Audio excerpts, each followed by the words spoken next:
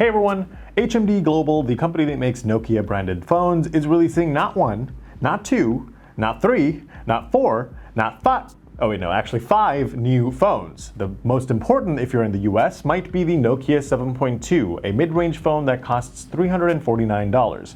But there's also the Nokia 6.2, the Nokia 110, the Nokia 800 Tough, and the Nokia 2720, all of which we'll take a look at quickly, but let's start with the Nokia 7.2.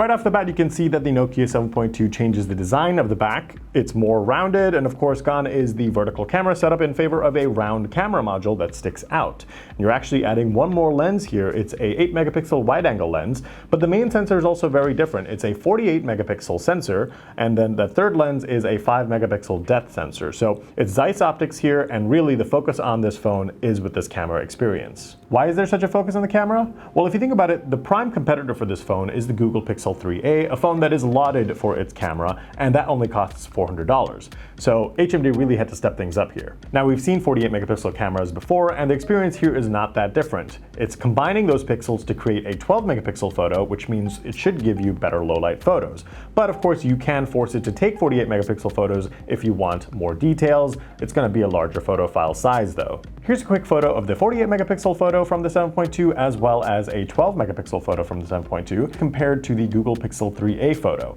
You can see that the sky is definitely not as good on the Pixel 3a photo compared to the other two, but there is slightly more contrast and details when you zoom in on the Pixel 3a's photo. Still, I'd say Nokia 7.2 does give the Pixel 3a a run for its money. But the real spotlight of the camera is a feature called Zeiss bokeh styles, and it works in portrait mode. It borrows from the rich history of Zeiss lenses to apply 3 distinct bokeh styles called Zeiss Modern, Zeiss Swirl, and Zeiss Smooth.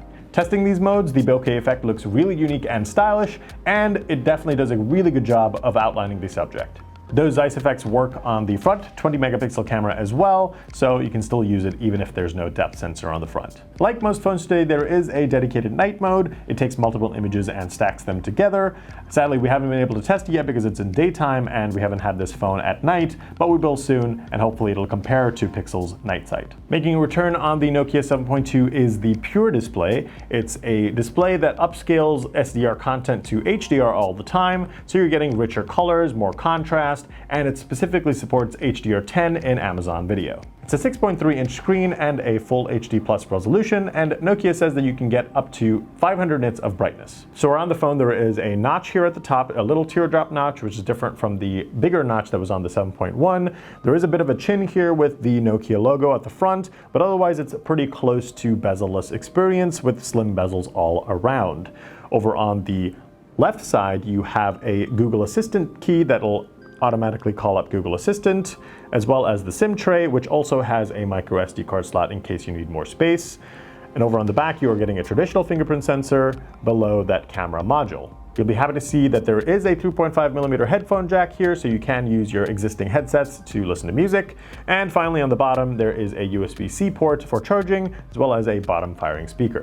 On the right side, the power button also doubles as an LED notification light, so when you get notifications, this will light up, very similar to what we already saw on the Nokia 4.2 that HMD launched earlier this year. In typical Nokia fashion, HMD is touting the durability of this phone. It has Gorilla Glass 3 on the front and the back, which isn't as impressive, but around the frame there is a high-tech polymer composite, which Nokia says is more durable and more lightweight than polycarbonate. One unique feature on this phone is called ambient mode, and it turns on automatically when you charge the phone. The mics will start to listen even more closely for the OK Google hot word, essentially turning your Nokia 7.2 into a smart speaker. Perhaps the only questionable part of the Nokia 7.2 is the processor inside. It's the Snapdragon 660, which is not as good as the processor in the Google Pixel 3a, which is the Snapdragon 670. Just using it now, it feels fast and fluid, but we'll have to put it through its paces to see exactly how it compares to the Pixel 3a and other competitors. There's 4 gigs of RAM, 128 gigs of internal storage, and a 3,500 mAh battery capacity that should hopefully last you a full day.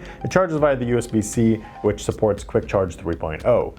Now you can get the Google Pixel 3a and you'll get fast version upgrades as well as security updates, but there aren't really a lot of phones in the mid-range category that will offer that level of software support. That's why the Nokia 7.2 stands out, because it is an Android One phone. That means you'll get 3 years of security updates as well as 2 years of Android version upgrades. So at the moment this phone is Android 9 Pie, but when it launches it very well may get Android 10, if not a few weeks later. It comes in cyan green, charcoal, and ice, and the official availability date is September 24th, where you can buy it from Best Buy and Amazon. Now there's also the Nokia 6.2, which is very similar to the Nokia 7.2. It has the same dimensions, size, screen. So what's different? Well, the camera. There isn't a 48 megapixel sensor here, it's a 16 megapixel main lens, but it does have the same wide-angle lens and the same depth sensor. There's also less storage, 64 gigs versus 128 gigs, and performance isn't going to be as strong because there is the Snapdragon 636 processor instead of the 660.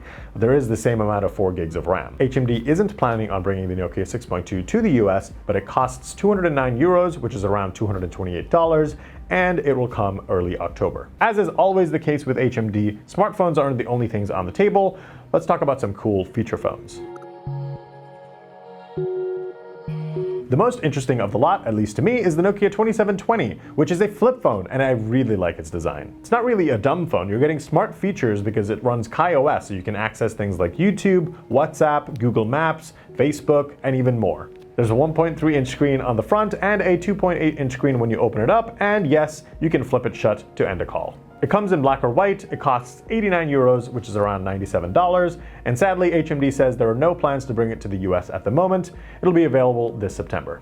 If the flip phone didn't catch your attention, the Nokia 800 Tough will.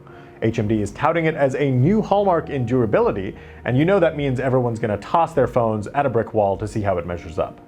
It's IP68 water and dust resistant, it meets the military 810G standard so it can weather extreme elements, and it can survive drops onto concrete from up to 1.8 meters. This is a tough phone. It's also running KaiOS, so you're getting all those smart features that we mentioned before. The buttons are big and easy to press if you're wearing gloves. There's also a loop at the bottom so you can attach it securely to yourself or to something else. And there's also a flashlight at the very top so you can hold it around like a normal flashlight if you're in a dark environment.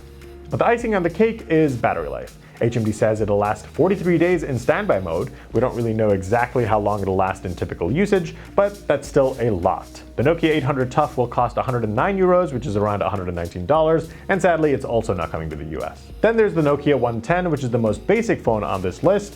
There are games like Snake and Doodle Jump, but it doesn't run KaiOS, so you're not getting any of those smart features that we mentioned before. The biggest feature is the fact that this can be an MP3 player. There's a SD card slot in the phone so you can add your own tunes up to 32 gigs, and that's about it.